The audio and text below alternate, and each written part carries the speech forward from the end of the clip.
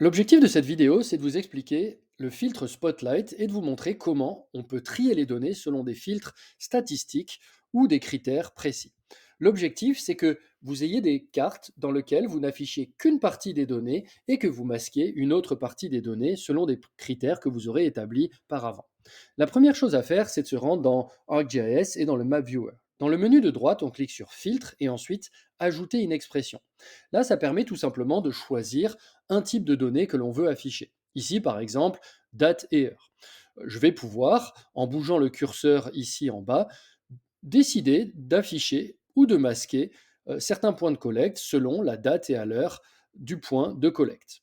Ensuite, je peux tout simplement aussi cliquer sur décibels et faire exactement la même chose. En bougeant le curseur, je vais afficher les points de collecte où on a enregistré des décibels forts ou encore des décibels faibles. Je peux même établir des règles assez précises avec le menu déroulant que je suis en train, sur lequel je suis en train de cliquer et choisir d'afficher, par exemple, comme je suis en train de le faire, uniquement les décibels supérieurs à 88.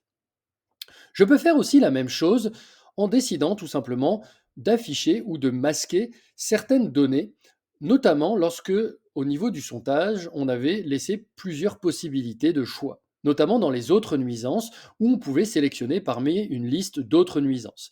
Et bien ici, je vais pouvoir par exemple décider d'afficher uniquement là où il y avait des voitures garées sur la route, comme je suis en train de le faire actuellement.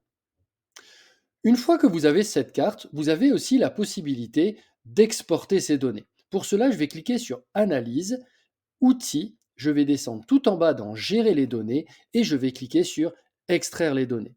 Lorsque je vais cliquer sur Extraire les données, ça va me permettre tout simplement d'extraire ces quelques données sous la forme d'un fichier Excel ou un CSV afin de pouvoir travailler sur celle-ci et faire un graphique, notamment avec Spreadsheet.